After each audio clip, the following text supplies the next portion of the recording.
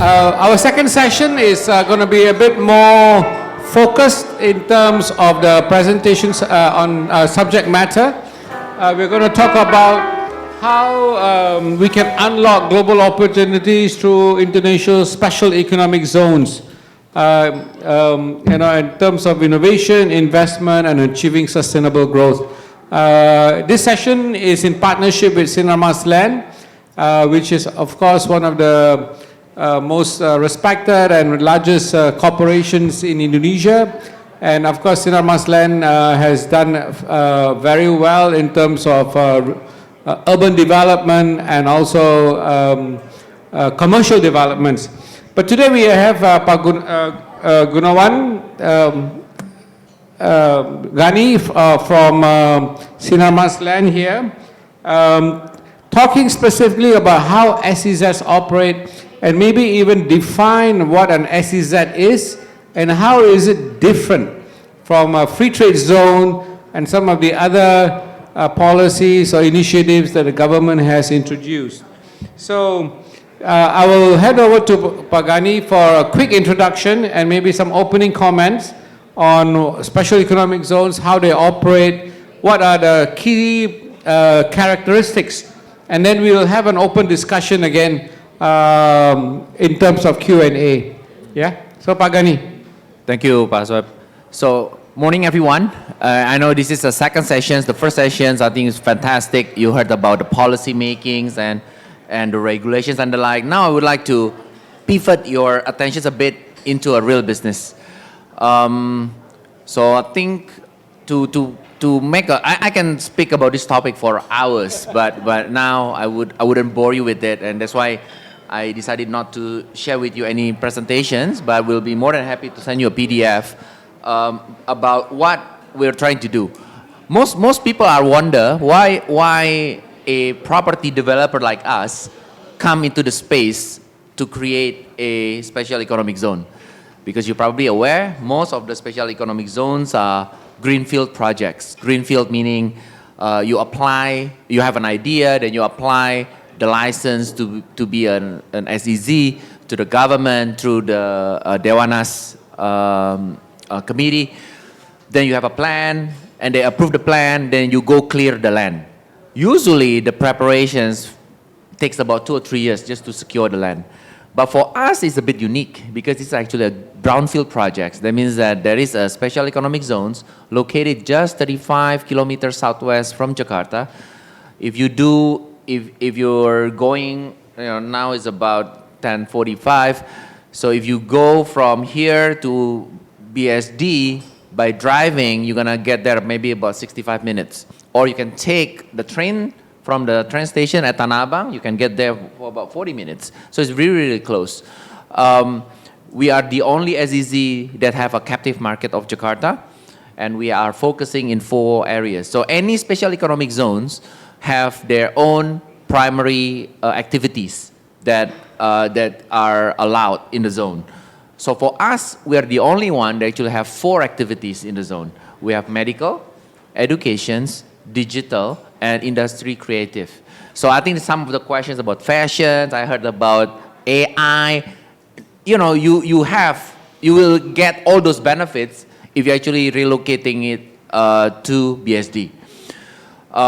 So just a quick benefits, I think Pak Shoeb asked me what would be some of the key benefits. The key benefits is depending on your investment, just like any free trade zones in the world, there are some corporate tax holiday that you can enjoy. There is also a working visa for your employees, meaning the non-Indonesians passport holders, they will have a long-term visa. They can actually work in the zone. In the areas of, again, medical, education, digital, and industry creative. That means it's your designers, your fashion designers, your researchers from universities, your doctors in your clinics and hospitals, and your stem cell research and the like. And there won't be any VAT taxes collected for any transaction within the zone, so there is no VAT. So right off the bat, you are 12% more competitive than any business outside the zone. You don't have any, there's a lot of relaxations on tariffs and imports. If you're into digital, all your mainframes or your CPUs, PPUs, or whatever you call it, to run your digital products, they're all tax exempt, and there won't be any luxury tax levy against it. You have gazillion benefits, and these benefits are open for public. You can go search. There's a lot of information about the special economic zones. But the ones that make it interesting in us is that we have what we call the medical license for the special economic zones. This is the only 3 SEZ that focus in medical. One in Sanur, us in BSD, and the other one in Batam. And Batam flagship will be an Apollo Group hospital from India with the Mayapada Group. And for us, we are still looking for operators for hospital to come into the zone, because the reason is very simple. There are a lot of hospital in the greater Jakarta. Obviously, I forgot the number of total beds, but in our city, the total number of beds is only about 900 beds, with Eka Hospital is the flagship. So we are interested in bringing in clinics, hospitals, players into the city, because we believe that we can actually help government agenda in transforming the medical practice. I think most of us, if you're an expat here, I'll be very surprised if Singapore is not your destination of choice, right? Just to be very, very blunt. The question becomes, I can understand that there is a perception, or not even perception, there is a truth, and the fact is that our hospitals are undercapitalized, meaning that some of the equipments are not state-of-the-art. The doctors' trainings are very limited. In some other part of the world, doctor is a 6-year degree, where in Indonesia, it took you only 4 years to actually graduate and become a doctor. So these are a lot, and the research investment on spending on research are very, very limited. Which is, I believe in the next coming, the healthcare 2.0, it's not just open heart surgeries where you lay in bed and the surgeries and the surgeons cut you open and put a stance on it, or put something into your heart.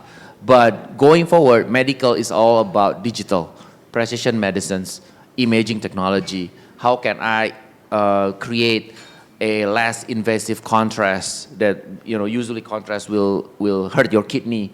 And how about the next technology where we can actually use AIs powered my nurses? So one of the cases that I've seen in the US and even in China, you walk into the ER, right before triaging, they put a stick or a silicon pad on your heart that measure about 8 or 9 vital signs within your heart. It sends directly to the goggles that the nurses have. So instead of first in, first out, which is the most hospital deploy this first in, first out kind of thing, where sick people die while waiting. So sorry to hear that, but it happens. If you look at the news, people dying in the ER. With this technology, you can do the triage really quick, and you can actually do a probability based on the vital signs. And it's all real time. It happens already in some parts of the world. So those are the things that we want to do, right? To accelerate innovations, accelerate investment, cut the bureaucracy red tapes. Because unlike, if you're setting up a joint, an office or a plant, you have to go to local governments. I think there are some comments about the red tapes and bureaucracies. You go to the local governments. But in the SEZ is actually a one-door stop policy. We only deal with the Sekdenas, which is at the national level. So our peers are ministries level. So with that, it's almost a top-down approach for you to secure your licenses, your business permits and the like. So it should be faster. And with that, we hope that it encourage investment, inbound investment into the city. So it helps BSD to stay relevant, to stay vibrant, because we are bringing the right industry into the city. So BSD is a private city. That means that we have zero support from the tax revenue that being collected in our area.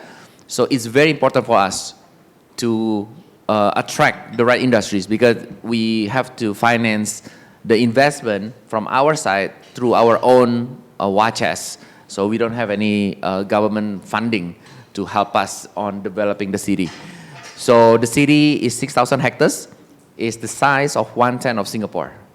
So we always joke that we are like mini Singapore in most of the way. And with the support that we have, hopefully by next year we can actually have Singapore surgeons to actually do surgeries in the city. So which is obviously, you probably aware, are not allowed in anywhere else outside the zone. So within the zone, we're gonna get a lot of benefits. It will be a lot of technology transfer, knowledge transfer. I think some of you mentioned about, in the previous sessions, and really how to accelerate, right? Accelerate the talent pool, keep our people here rather than they are flying out to Singapore. And in fact, we can actually invite diaspora. So if you are a diaspora doctors outside Indonesia, you can actually work in the zone. So because you are considered just like any other foreign doctors, right? But one of the other benefits is that you are allowed to work in one outside hospital, outside the zone. So, you can work at Eka Hospital, you can work at a Siloam Hospital without going through what we call the 2 years alignment process that usually the government, or not the government, the ED has demanded for any non-medical trained doctors to operate in Indonesia. So I think that's another thing, right? So you can actually see that the commitment from the government, either from the current government or even the upcoming government that's gonna be in the office in a few days, there's a lot of deregulations in the space. A lot of deregulations. Medical, you're probably aware, Indonesia has launched the largest medical tender in the world. It's $4 billion. The last major tender in the world is like 2 point something. This is like 4 billion. So this is like biggest tenders. I've seen people from Siemens and GEs every day. If I go to the Ministry of Health. So I think, with this much amount of medical equipment coming in from overseas, you can imagine it will upscale the delivery standards of medical care in Indonesia. And we really hope that BSD can be a showcase cities where you can enjoy good medical service, Singapore standards at a much affordable price, because you don't have to fly to Singapore, you don't have to stay in orchards, and at night your wife or your husband go to Paragon and shopping handbag, right? So it's cheaper, structurally, so you don't have to stay in a 5-star hotel. Instead, you're driving or you take a train. So with that alone, it actually makes that kind of medical delivery that only available in Singapore closer to us on shore, and in our city 35 kilometers southwest from here. So thank you. Thank you, Pak Gani. Maybe with Sachin, I can just move on. Maybe take away from what Pak Gani has been saying about the benefits of SEZs. Now, it's not just about attracting investment. It's really about contributing to the ecosystem, also contributing to social progress, social growth. As you say, more talent is being developed.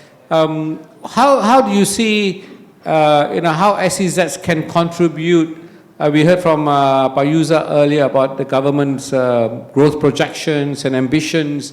Do you see these SEZs fitting well into the overall, the larger picture in terms of where Indonesia is heading? Thank you, Pak Gani, and thank you, Shoeb, for the question.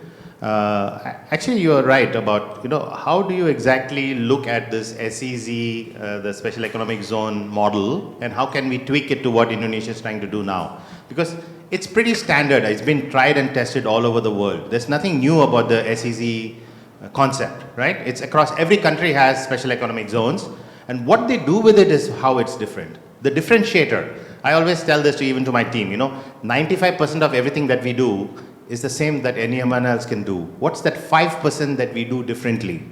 That makes a big difference. And I think we should focus on application of SEZs as then therefore giving us benefits. I'll give you an example.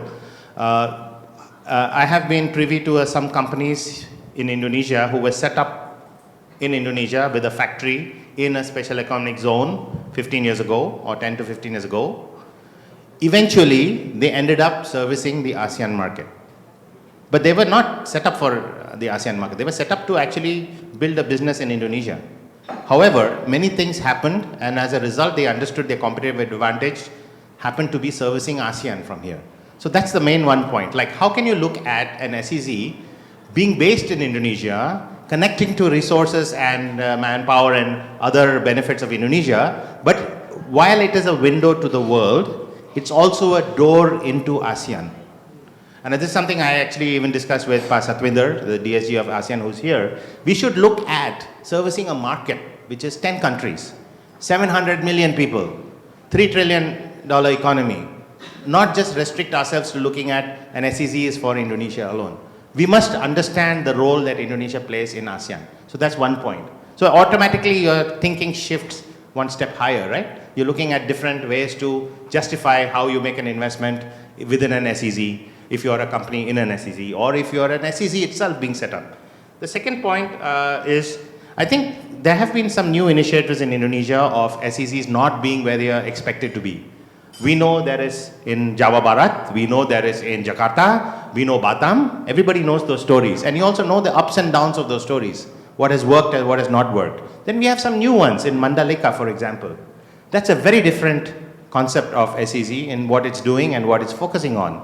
There's a lot of tourism, ecotourism related work that's happening there. Then you have Bali. Bali is looking at healthcare. So, there is a diversity of Indonesia that can be put into play. You can have SEZs develop across the very much more ambitious governors of so many provinces that are coming up.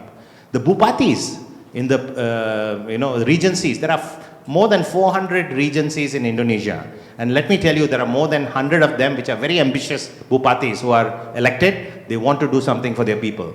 So can we understand this diversity and say how will that play into certain sectors being focused in different parts of Indonesia? Not everything is big city focused, right? So that's an opportunity to also be understood, which will then benefit this people around those special economic zones. There is no point building 5 new economic zones in Jawa Barat. I think we have to look at how it can be spread across areas and then work with the local governments to get them ready to be able to take on this challenge of having to be able to service a special economic zone. The third point, Shoeb, that I wanted to make is, I think there is a lot of bilateral engagement opportunity with special economic zones. I have, for example, Pab Darmono of Java Beka Group. I've had many discussions with him over many years. I have met many other such operators of special economic zones. The idea of working with, let's say, India for a special economic zone aimed at core competencies that India brings to the table. The US is another great example. What can there be focus on bilateral engagement within a special economic zone? I think that's something worth considering. Korea, for example, everybody knows what Korea has achieved in the last 20 years. Can we have a special economic zone here which has that engagement with Korea to be amplified? So, these are I would say the 5% differentiation of how you can apply the concept of a special economic zone where the opportunities for getting success is much higher because you're very focused on something very specific, which relates to the opportunity that we have today. Yeah, thank you, Shoeb. Thank you very much, Sachin. I think, it's some very interesting, thought-provoking ideas for special economic zones. I just open the questions to the floor if there are any questions. Comments. Or comments? Yes, Jeff. Can we have the mic?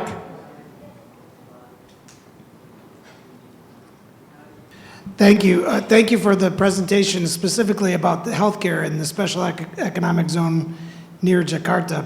I think my one concern about the need to have a special economic zone to provide high-quality healthcare is just some of the challenges that Minister Budi has faced and taken on head-on here in Indonesia, is that a special economic zone shouldn't be needed to provide high-quality healthcare to its population.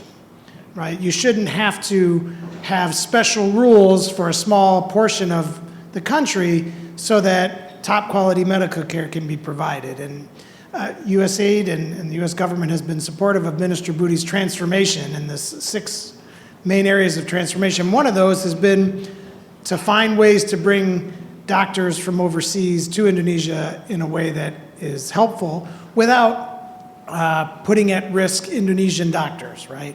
And I think more work needs to be done in that space. I applaud the effort in the special economic zone, and for my part, I have to go to Singapore if I need medical care at a certain level because of the lack of quality care in Jakarta. So I think the need is there, but I think ultimately, in order for the country to get to 5 to 8% growth, quality healthcare needs to be provided for all. And as far as the $4 billion tender, USAID and others are supporting ADB and World Bank to get that tender out so that equipment can be purchased. In addition, though, skills need to be trained. Indonesians need to be able to handle that machinery. It needs to get out there in the field.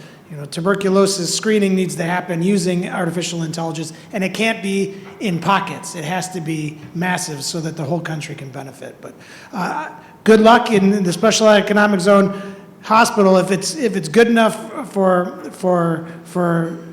foreign service officers, I'm happy to go there instead of flying to Singapore to get my checkups. Thanks. Yeah. Jeff, I think you should just move to BST. Just joking.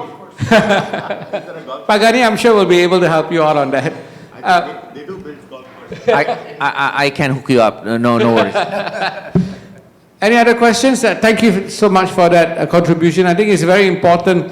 And this, maybe I come back to Pak Gani, taking on what George have said. If the skills and the expertise developed within the SEZ, especially in medical, would that be able to be then transferred to other areas? So that's how SEZs can actually contribute to more social development.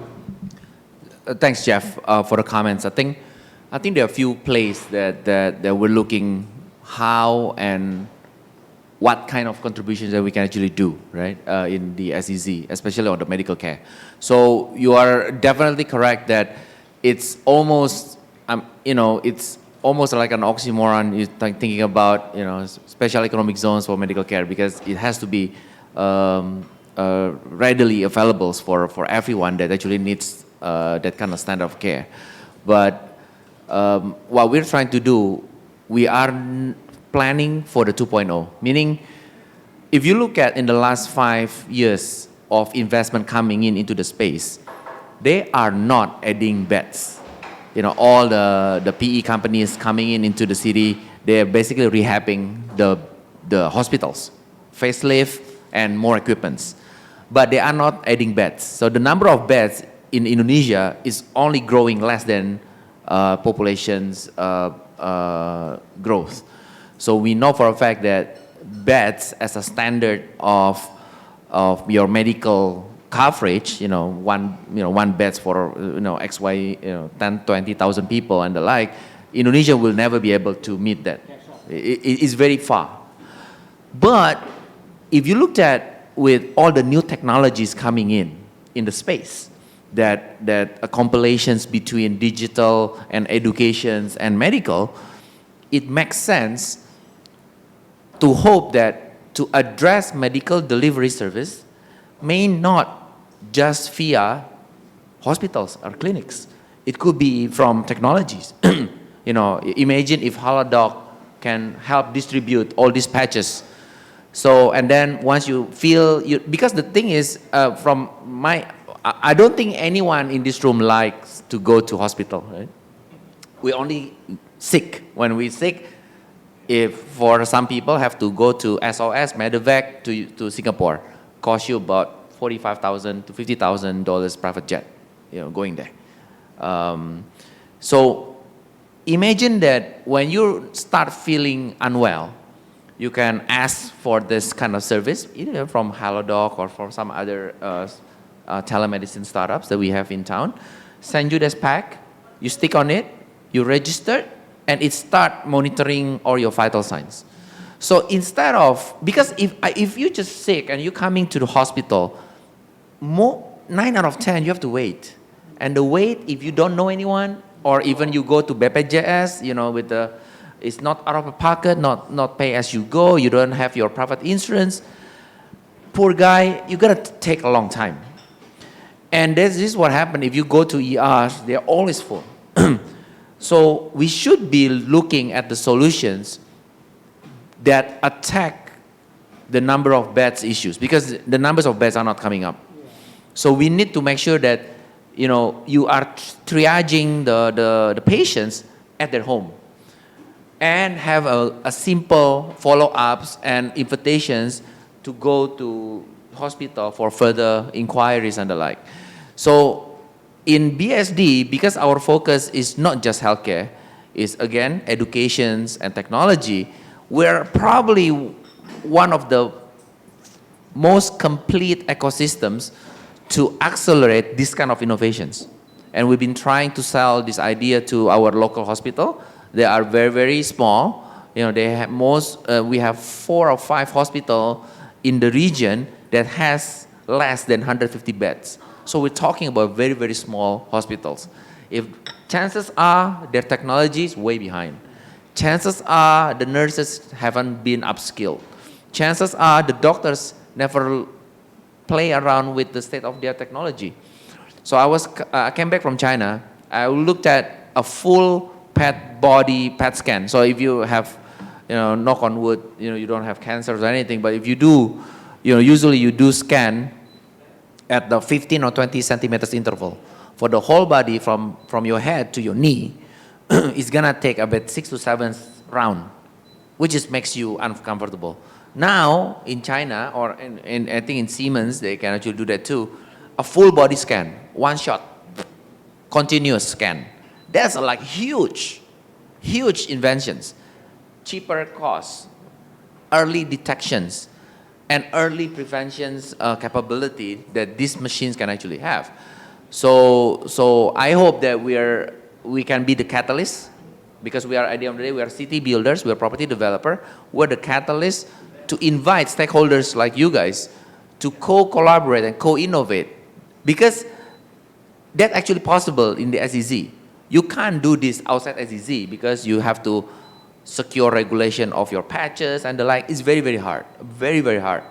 So again, to address Shoeb's comments, the goal is we want to be a model. Right. How private enterprise, obviously not every city has this SEZ, it's very hard to get, but the ones that have this appetite, we can definitely show. Because I bet you guys probably look at the news.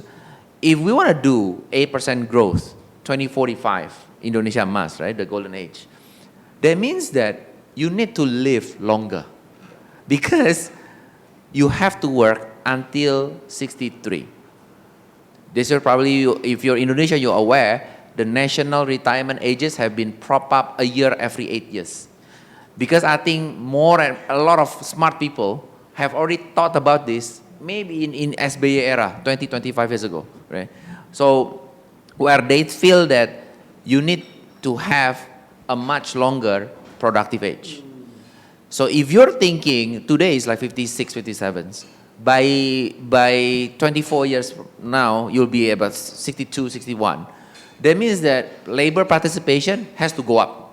Can't go, 8% in terms of output, it's a big number, right? So that means that people have to live longer and healthier. You can only do that if in Indonesia have a national resilience on healthcare, right?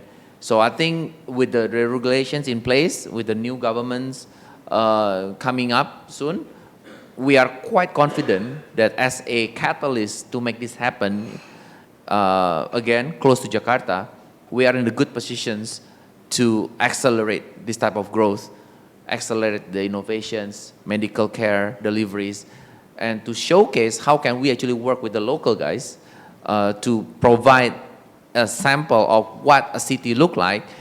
And in Sinarmas Land, we have 6 other cities, much smaller. So the intention is to replicate what we can actually do in BSD to some smaller cities that we have within our portfolio. Okay, I'd like to just comment on what Jeff so aptly pointed out about the need for international quality healthcare should be for everyone. I've been here for 27 years. I got here in 1996, and I would say from the year 2000 onwards, this story about healthcare transformation has been going on and on and on. And how much have we really achieved? And is that, yes, we now have a chain of Siloam, Mayapada, and a handful of other such chains have significantly upgraded compared to 20 years ago. However, there have been massive roadblocks to this whole healthcare transformation. And there is good reason why so. Many of us who've been here long enough do understand the Ikatan Doctor in Indonesia, the various challenges faced by the Ministry of Health, etc., which are in the way of actually allowing healthcare transformation to happen. So the comment I'd like to make, Jeff, I think that the special economic zone is a stepping stone, because you're able to address some of those challenges which you've not been able to address for 20 years within a special economic zone. And that might lend a pathway into, then it becomes a way forward into disseminating that into the rest of Indonesia. So it's like that sandbox concept. You're able to sandbox a really good concept and bring best practices into it, pilot it almost, you could say, like a pilot, then be able to convince all the forces that are being against digital healthcare transformation and allow us to actually then roll it out into the rest of the country. I really look at it as this is really a stepping stone, because 20 years, I haven't seen anything of this nature, what I've been seeing now. The Bali is a great example of how the international hospital in Bali is being built with so many different stakeholders coming to the table, where they actually want to achieve what has been lacking for the last 20 years. So, sometimes these kind of stepping stone strategies do lead the pathway towards a bigger outcome that is being aimed at. Well put. I think it's transformational, but also I think really rethinking how we can grow, yeah? And I think the SEZs will be one of the key initiatives, maybe I might even call it an experiment in terms of, it's not just about investment, yeah, as Pak Gani has said, it's really about innovation. How are we going to drive innovation in Indonesia? Because I think that it becomes a very critical part of growth. Everybody knows that there is not enough innovation. Indonesian companies don't spend much on research and innovation, and this could be one way to start and kickstart that process. Any questions so far? Yes, Mr. Raju.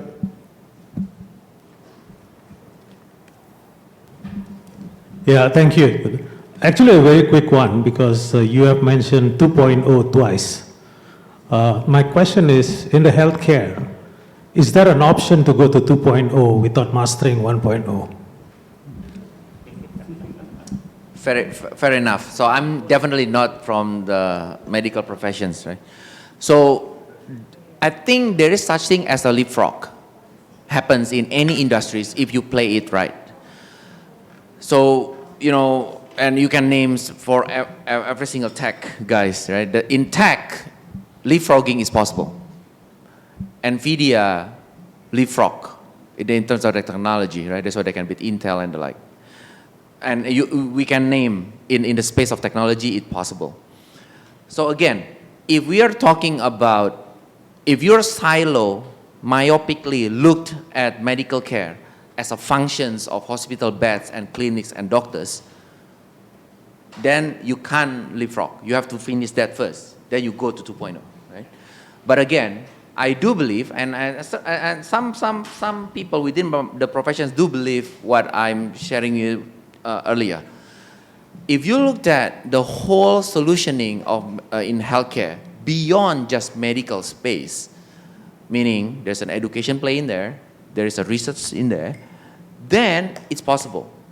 But obviously, Paraju, I hear your comment about you still have to deliver a basic service. Absolutely. But if we just keep playing the basics, I don't think this SEZ and BSD can even make a dent in terms of contributions to transform the whole medical practice in Indonesia. Imagine that, so Sachin mentions about the sandboxing. Later on, you hear from our colleague. We have been doing sandboxings for tech for the last 10, 15 years in BSD. Yes, now we're trying to do sandboxings, not just in medical, maybe in industry creative, anime, webtooning. Recently we found out that people have got this project from Sony or Miramax through the Koreans. They're aggregating it, and then some of the talents are actually based in Indonesia. They don't have a place. So those are the things that we're planning to do. But going back to the medical space, if we can find a play, and when I say 2.0, obviously it's not for the whole gamut A to Z.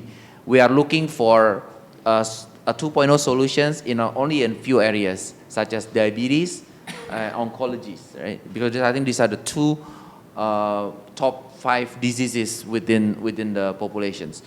So we would like to, dial in on this 2.0 concept that we have only on certain field. Can't be everywhere, right? It's too expensive. But given what we've done in the past, we have already nurtured a very strong ecosystem in education. Apple is there, Apple Academy is there. Then we have a bunch of innovations, companies that actually have their office in our locations. We can feel that if I can somehow build use cases that extract the knowledge within the city from the education side, from the digital side, it will largely benefit the accelerations of the medical innovations. That's why we keep using the word 2.0 with the hope that I can leapfrog from basic services such as beds into something more technology, which I believe precision medicining, radiologies, resolutions on your imaging, it can actually help to address some of our pain points in substandard medical care delivery in the city. Just follow-up comment maybe. The reason why I asked that question is because the healthcare sector is really very hot right now in Indonesia. Many transactions happening, private equity coming, but the valuation is completely out of range, right? Not just Indonesia actually, even in the region, the transaction that happen in healthcare sector is quite worrying from the sense that so much money is being paid for the transaction. Where's the money going to come from for the improvement? Right? Seems that private equity's play in this space is very much limited into treating it as a consumer market. Right? Indonesia's population, more is required, how to get the rich people to address the basic healthcare in Indonesia and only for the sophisticated one going overseas. Seems to be working, but with most of this acquired hospitals seems to be focusing on the 5 area, the Congo, right? Cardio, oncology, I think neurology, gastro, and orthopedics. There are so many other areas that is still not addressed, and that's probably where a quick win solution such as 2.0 might be worth exploring. Thank you. Yeah. So just to add into that, so one of the reasons why this SEZ in BSD, which is very close to Jakarta, only 35 minutes from the airport directly. So if you are a Singapore surgeon, right, and you have a lot of patients, you have reasonable patient load in Jakarta, you can fly from Orchard to Changi. Is about 25 to 30 minutes, almost the same amount of time traveling from our city to the airport directly. So that's number one. You can actually do a day trip. So that's why I think this play for our Singaporean counterparts and Malaysian counterparts who are so used to go traveling to Bangkok and Hanoi for the day trip, if you're a surgeon, you can actually do that in Jakarta, in BSD, right? It's so close. So economically, it definitely makes sense. Now the question becomes how we can actually start delivering that kind of service, which is help us to leapfrog to the 2.0. Obviously, if you think about it, if I'm a Singapore surgeon and maybe I need some medications that I need to treat my patients, and that medication is not available in Indonesia because the BPOM doesn't give the permit. You can actually distribute that in the zone. So it's actually create a lot of innovations from the pharma side. Big pharmaceutical companies from the longest time have problems putting their drugs into the city, to Indonesia, right? Through this, we have CRO, CDMO that are start thinking to actually do a go-to-market right? So because, just like Pak Sachin mentions, think about us as a landing pad for new innovations and adoption. Adoption meaning solutions works in US, you wanna, plug and play, put it here. You can actually do that in the zone, right? Because I'm not saying that, because it gives flexibility. This is what the government wants. Give innovations in the high-risk environment in the contained areas. That's what SEZ is, if you ask me.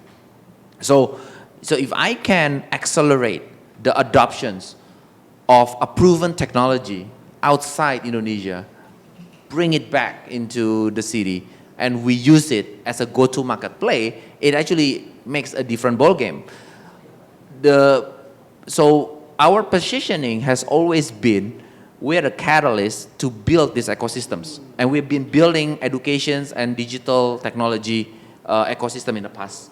It is our interest to actually build the third ecosystems in medical space. And because I believe there's some overlapping areas within these Venn diagrams that allows accelerations faster. You can stop tapping resources from the data side, digital side, creative side, education side, and really create something unique where this type of thinking can be nurtured and flourished. Yeah. I'll add a little bit here. Raju, the thing that you mentioned, the leapfrog part which Gani said, I just want to add a small dimension to it. If you were to very simplify this whole concept of what is healthcare, right? There's infrastructure, which Indonesia has got pretty good. I think the hospitals you go here are like hotels, and they have the best equipment. The other layer is expertise. That's missing here. Now, if you look at the case of India, it's the reverse. Expertise is there, but infrastructure is pretty poor. I mean, so you can go to some of the big hospitals and still get scared. That's the truth. But expertise makes up for it. So the expertise is even able to handle poor infrastructure. However, this leapfrog now comes from technology. And I'll give you a good example because the IEF, Indonesia Economic Forum, is putting together a healthcare transformation event in early February. What are we doing? We are looking exactly at this point that is being made. How does this leapfrog take place? It takes place through certain specific technologies which allow transfer of either infrastructure to places where that is not there, or this expertise to be available in places which you cannot for various reasons, whether it's political reasons or maybe doctors need to be incentivized to come to a place like Indonesia, right? So the answer lies in we are bringing 50 companies who are technology companies in healthcare. I'm just giving you an idea so that you understand how we're approaching this. So these 50 companies will gather together and spend 5 days in almost like a boot camp. We call that a healthcare transformation network. They find ways to collaborate. Obviously, the companies are from here and from India or Germany or whichever other countries, right? So they will find ways of how they can collaborate to take technology solutions where they are needed. And the outcome of that would be we are setting up a team that kind of babysits them for 12 months. So it's not like you just come for a conference and you go home. It's mostly people go for a junket trip. Here, that event is the starting point. It's not the ending point. So you start this collaboration of 50 companies working together to create solutions from that day for the next 12 months. So this approach, that's why we call it a network. It's a healthcare transformation network. It's very suitable to what you're doing actually in a special economic zone. Such mechanisms are needed, and you can apply this to any area. You can apply it to agriculture. In fact, we have an agri-tech hub coming immediately 2 weeks later. So the agri-tech hub brings 50 agri companies with technology solutions suitable for Indonesia. So this concept of incubating and curating solutions rather than leaving it to the general public to find and figure out their own solutions would help to accelerate this. And that's where the leapfrog will happen. We have to curate. We cannot just allow, should not just allow for people to take their own, because many companies, great technology, no resources, don't have money to go and expand in another country. But they might have a partner who's willing to fund that because technology exists. So we have to be able to curate this kind of processes. And I would recommend, such a process can go to a special economic zone. Yeah. They can be the ones who are like mentoring a program like this. Yeah. So just to complement your comments, so the special economic zones will give you all those benefits to accelerate the growth. But at the end of the day, I agree with you. You need a babysitters, right? You need a babysitters for this technology to be flourished. So in BSD later on, you'll learn from my colleague. So Living Lab Ventures have done this on the tech space in the last 5-10 years. So we have incubating Japanese solutioning into the city. Nobody knows. We take all the operational risk, and the Japanese only doing their codings because we're using the same code base, the ones that they deploy in Tokyo. We're doing it here. We are actually a landing pads on some Australian startups. We also are landing pads from our Singapore EDB ESG portfolios. So BSD have been onboarding a lot of innovations across in these 4 or 5 different markets where we have a very strong relationship with them, and we would like to open this even more. Right? This is probably why one of the reasons we're coming to this event is to show to you that hey, yes, you can have your regional headquarters in Singapore. It makes sense. It doesn't make sense to build it one here. But again, with Sachin's comment, if you want to have a real business where you want to test, have a go-to-market play in the area, the zone that gives you that type of benefits and flexibility, BSD is the place. So I encourage you guys to come to talk to us, do a visit. Right? We're more than happy to host you, to see what our city is, because I don't know how many of you been there. It's very different. 40% are green. Pollution's a bit less compared to Jakarta. But the idea is really to create this landing pad as a stepping stone at the ASEAN market. Rumor has it that if you're successful in Singapore, you may fail here. I don't know whether that's the case. But if you're successful here, most likely you'll survive in Bangkok and Vietnam and the like, right? So maybe not Singapore, because Singapore has higher standard. But you'll survive in those 3 other markets where contribute to $1.5 trillion worth of economy. If you want to start, you can start with us. Okay, thank you very much. I think that was perfect way to wrap up. Start with BSD. I can vouch that I've been there many times. It's actually not that far away. I think perception and people have that it's really far. It's really not. Time-wise, it's close, and now with the new toll road, like Gani says, from the airport, it's also very close.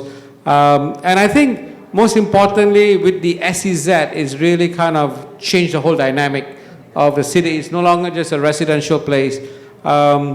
I just make a plug for what we did with, we had some students coming from Singapore under the student exchange program, where they were doing a 10-month internship program, and I put some of them in BSD, and they were the happiest.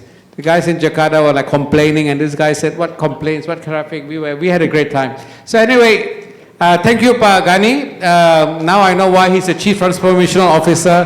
His thinking is quite amazing. Thank you very much for joining us, and thank you, Sachin, also for contributing. We now have Pak Bayu Seto, who's a partner from Living Labs Ventures, to give us a keynote address on what Living Lab does and maybe also share with us some of the key initiatives and ventures that you have been undertaking. So thank you, Gani. Thank you, Sachin. And maybe I can invite Pak Bayu up front.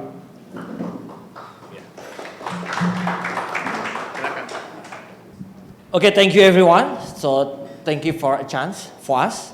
So in this short time, because it's already lunchtime, so I would like to spray you a short story on Living Life Ventures and how Living Life Ventures play the key role on how to accelerate economic in the cities.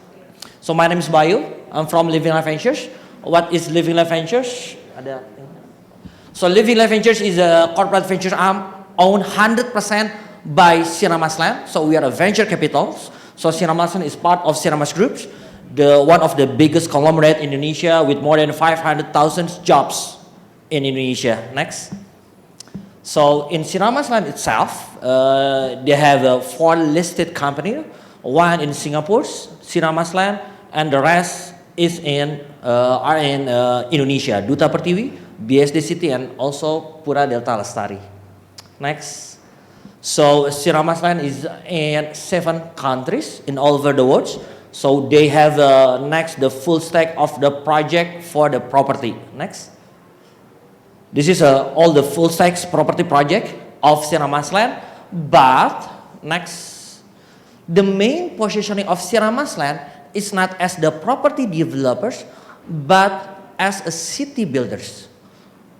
So we create, we build, we make our own fully satellite city. So we are a city owners, city builders, just like you are playing a Sim City, but in real life. So one of the flagship city is a BSD city, a 6,000 hectare of the area, which is 10% of Singapore, with more than 500,000 populations within the cities. And of course, as a city builders, the mindset is a bit different with a property owners, with a property developers. When the property developers talking about the occupancy, right, the operational, but as city builders, the economic is crucial for the cities. And then we call it economic creations. So that is the mandate for Living Life Ventures on how to create economic within the city to make the city is fully sustained, fully funded. Because the city is fully funded by private, we don't get money from the tax. So we own all the infrastructures of the city. There's almost no police there, right? So we are the one who decide where is the intersection need to be located. We are the one who build all the water pipeline and distribute the waters into its residents in the city. And it is proof that the city is fully funded by the resident of the cities. And how to make the city fully funded? Economic need to be created in the cities. And our role is how to accelerate the economic in the cities. Because it's almost like chicken and eggs, right? And how to create economic? They need a resident first. But the resident, they need where is the commercial first. And Living Life Ventures is the catalyst, enablers to create the economic happen. And how we create the economic within the cities? Next. So this is all the schools in the cities. Next. Next. So how we create? So we are a venture capital. They own 100% by Sinarmas Land, which is we do some of activities on how to create economics. Number one, we do investment into companies, just like another venture capitals. We are a corporate venture capital that have a mandate from Sinarmas Land to create and establish commercial in the cities. So we invest into some of the companies in Indonesia and also Southeast Asia to establish in the cities. For example, we invest in Traveloka. So today, Traveloka is open, Traveloka campus, and they open quite a lot of job vacancies in the cities. We invest on Circle headquarters located, right? We invest on some of education company, just like Monash University, and they establish in the cities. Because we do believe, when we create economic, we do believe on 2 things. When the job creation is meeting with the talent developments. That's why we invest, first of all, in 2 sectors, because job creation mostly coming on digital sectors. So we invest a lot in digital sectors. And the second one, we invest quite robust on the education sectors to develop, to provide a good talent in the cities. But getting a job creation is easy. Creating a talent, it is also easy. But creating a certain level of job creation is not that easy. Creating a certain level of education also is not that easy. That's why we curated, right, with our team to select the digital company, the education company that can be influenced by us by spending our equity into the company and having a big influence to the company to bring all the company to the cities. Then the city can be circularly self-funded. So the resident is there, right? The commercial is there, right? The economic move in the cities. Then our new project next, our last project is how to attract the overseas company expand to Indonesia. Indonesia expansion with 270 million population is sexy, but it's not that easy. So we just established our international landing pad to provide the facilities for any overseas company coming from Japan, just like what Pak Gani mentioned before, coming from Australia, to expand to Indonesia. But imagine, if you are a new company, expand to Indonesia, and then you are alone, and then you don't know how to have a go-to market strategy in Indonesia, how to test the product in Indonesia.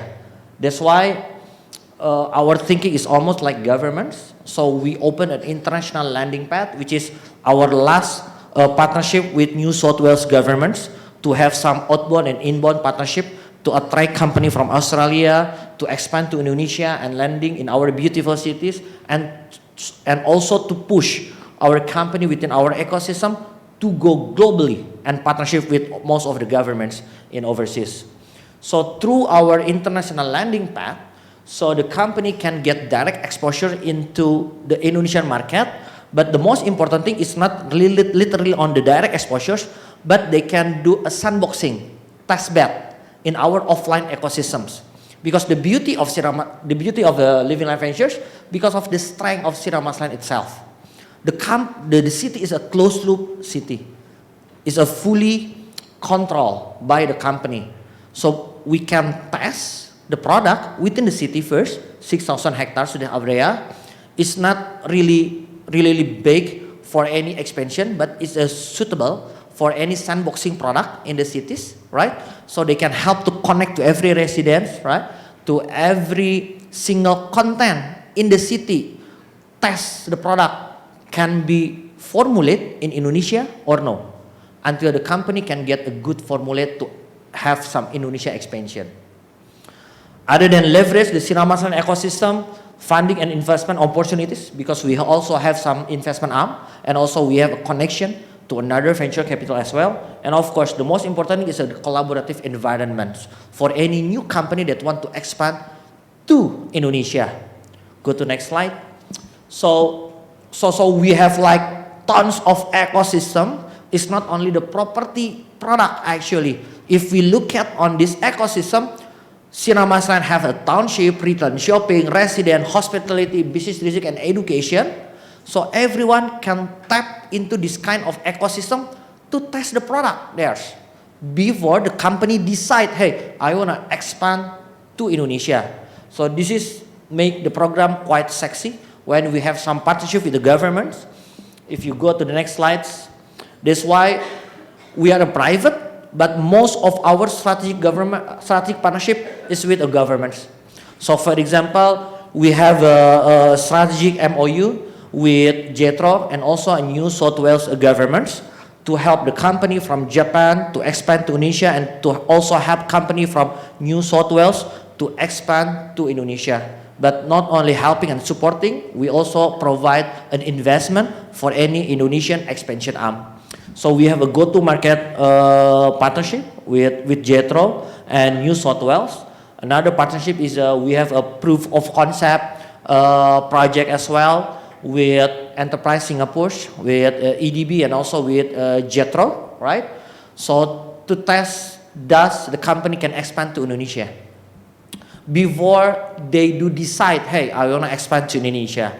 And the last program that we have is we have a soft landing assistance with IHK Berlin to have some to give some insight on the local market on how to localize the product in Indonesia and sandboxing in Indonesia. Next. So the last slide is so living ventures. We would like to become enablers and catalysts for BSD city to do an exponential transformation for the city. Not only become a satellite city, not only become a smart city, but the city is on the path. I do repeat, the city is on the path to become a global hub for expansions. So next, we just have our biomedical campus as well, and we have a biomedical fund that dedicated will invest into the biomedical industry as well, just like what Pak Gani mentioned before. Next. So that's it from me. If you have any potential collaboration with Living Life Ventures, if you are any from your country want to expand to Indonesia, we are really open for any collaborations. Please scan the QR code, and we are open for any collaboration and make the city more vibrant. Thank you very much. My name is Bayu. I'm from Living Life Ventures.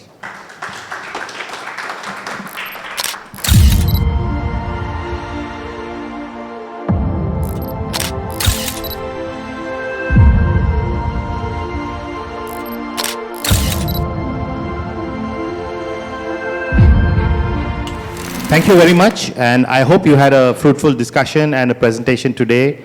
If you look at it, this is one of the series that we are starting now, Prabowonomics. We hope that every month we would have a program which will keep us up to date with other developments that are taking place. You know, on the 20th will be the installation of the new president, and the cabinet is almost immediately going to be announced.